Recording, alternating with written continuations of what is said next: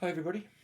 Okay, so I thought I'd carry on with my flick series today just by looking at Married at First Sight and comparing that to Later Daters and to Temptation Island.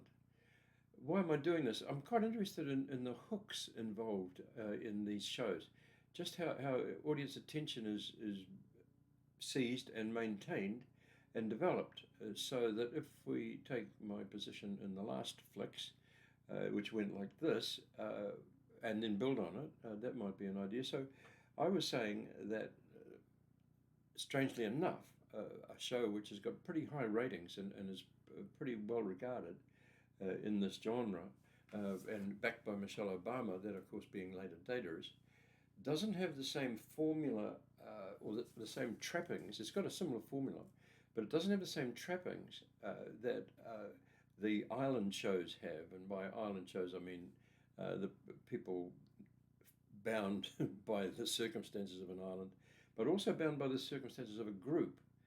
Because the critical thing that I saw, the critical difference that I saw between Later Daters and Temptation Island was that in Temptation Island, there's the usual get together, the gathering of all parties, and the statement by one or two people about their circumstance, which is then evaluated by the group and by an external or senior panel or person.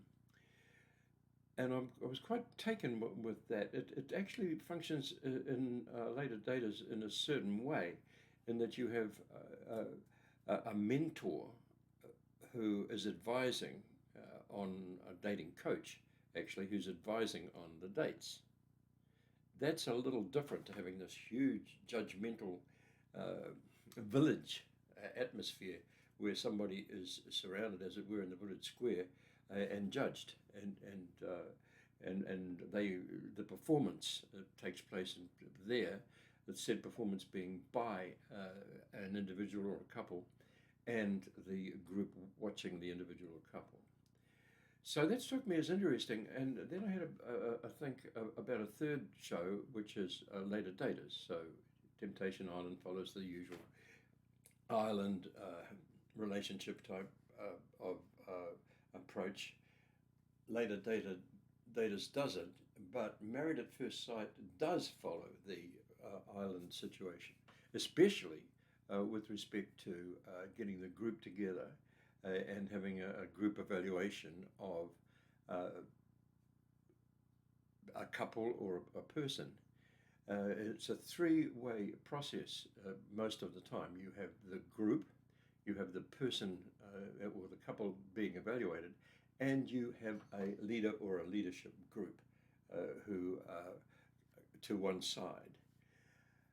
Now, if we look at the dramatic progress involved in these, that's interesting too, because in the island situation and in the Later Daters, in the uh, Married at First Sight series, things work to a crescendo where you come to the group and are evaluated by the group.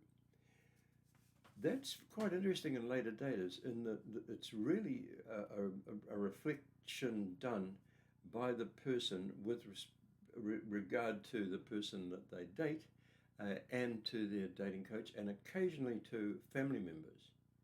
So the audience, if you like, the immediate audience for the dater uh, is those two points. Point one being the dating coach, who's doing a job. Is doing a job. She's actually trying to find a way forward in each case. She's not being critical. She's not. The whole idea is to keep opening up the prospects for the dater. And the family, occasionally there will be a daughter. Remember, we're talking in Later Daters about later dating, and so these people have families. Usually a daughter or a son, or sometimes a couple, a daughter and a son, but it's limited. It's very, very in-house. Occasionally it's an ex, and that's interesting. So you have one person in Later Daters who has his datees, the person he dates, and he has the dating coach, and he has his ex, who he's friendly with, evaluating his dates. So I just want to put that out there because I do think that there's something new in later daters, and again, shouting out to Michelle Obama and everybody behind later daters. But I also think it's worth evaluating the island, what I'm calling the island approach, where people are, as it were, lost at sea, and there is a group which binds the couple or the person concerned.